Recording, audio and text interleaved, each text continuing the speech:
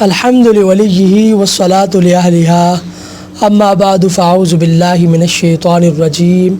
بسم اللہ الرحمن الرحیم۔ آئے تھے جس کام کو مولا بھول گئی وہ بات، آئے تھے جس کام کو مولا بھول گئی وہ بات، مالک نے جب حساب لیا تو خالی تھے دونوں ہاتھ۔ احباب ذی وقار، اگر اللہ سبحانہ و تعالی کوئی بات ارشاد فرمائے تو اس کی بات سے زیادہ کسی کی بات یقینی نہیں ہو سکتی، اور اگر اللہ سبحانہ و تعالی کوئی بھی بات کرنے سے پہلے قسم اٹھائیں تو آپ سمجھ لیجئے کہ وہ بات کتنی اہم اور ضروری ہو سکتی ہے۔ اور اسی طرح اگر خالق کائنات کوئی بھی بات کرنے سے پہلے ایک دو نہیں بلکہ پوری 10 قسمیں اٹھائیں اور پھر کوئی بات ارشاد فرمائیں تو آپ اندازہ کیجئے کہ وہ بات کتنی اہم اور ضروری ہو سکتی ہے پوری نوع انسانیت کے لیے۔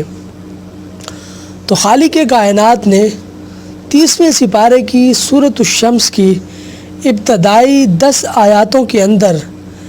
ایک دو نہیں بلکہ پوری 10 قسمیں اٹھا کر ایک بہت بڑا پیغام دیا، اور ہم ہیں کہ اس پیغام سے غافل زندگی گزار رہے ہیں۔ اور اے کاش آج ہی ہم اس پیغام کو غور سے سن لیں اور ہمیں اس پر عمل کرنے کی توفیق نصیب ہو جائے۔ تو خالق کائنات نے سورۃ الشمس میں ارشاد فرمایا، والشمس وضحاها، اور قسم ہے سورج کی اور اس کی روشنی کی، والقمر اذا تلاها، اور قسم ہے چاند کی جب وہ اس کے بعد آئے، والنہار اذا جلاها، اور قسم ہے دن کی جب وہ اسے خوب نمایاں کرے، واللیل اذا یغشاها، اور قسم ہے رات کی جب وہ اسے چھپا لے، والسماء وما بناها، اور قسم ہے آسمان کی اور اس کی جس نے اسے بنایا، والارض وما طحاها، اور قسم ہے زمین کی اور اس کی جس نے اسے بچھایا، ونفس وما سواها، اور قسم ہے نفس کی اور اس کی جس نے اسے بنایا، فَأَلْهَمَهَا فُجُورَهَا وَتَقْوَاهَا، اور پھر اسے برائی اور اس سے بچنے کا طریقہ سکھایا۔ احباب ذی وقار، یہ 10 قسمیں اٹھانے کے بعد اللہ سبحانہ و تعالی نے ایک بہت ہی بڑا اور امپورٹنٹ میسج دیتے ہوئے یوں ارشاد فرمایا، قد افلح من زکاها، تحقیق کامیاب ہو گیا وہ شخص جس نے اپنے نفس کو پاک کیا، وقد خاب من دساها،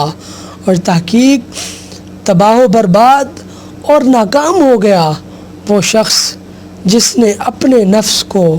ناپاک کیا۔ احباب ذی وقار، معلوم ہوا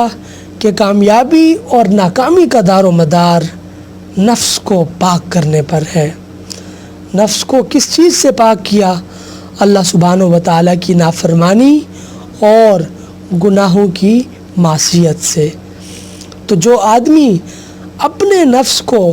اللہ سبحانہ و تعالیٰ کی نافرمانی اور گناہوں کی معصیت سے پاک کر لیتا ہے تو ایسا سمجھ لیجئے وہ شخص پاک ہو گیا۔ تو اب سوال یہ پیدا ہوتا ہے کہ انسان اپنے نفس کو کیسے پاک کرے؟ تو اس کا جواب بالکل آسان اور سادہ لفظوں میں یوں دیا جا سکتا ہے کہ صرف چند لمحے لگتے ہیں اپنے نفس کو پاک کرنے کے، اور وہ ایسے کہ اگر انسان اللہ سبحانہ و تعالیٰ کی بارگاہ میں صدق دل کے ساتھ توبہ کرتے ہوئے اپنی آنکھوں سے کچھ قطرے آنسوؤں کے بہا لے اور اپنی زندگی کو آقا کریم علیہ الصلاۃ والتسلیم کی سیرت طیبہ کے مطابق زندگی گزارنے کا عزم کر لے تو آپ سمجھ لیجئے کہ اس کا نفس پاک ہو گیا۔ آخر میں دعا ہے اللہ سبحانہ و تعالی ہم سب کو اپنے گناہوں پر توبہ کرنے کی توفیق عطا فرمائے اور اپنی زندگیوں کو آقا کریم علیہ الصلاۃ والتسلیم کی سیرت طیبہ کے مطابق گزارنے کی توفیق عطا فرمائے۔ وما علینا الا البلاغ المبین۔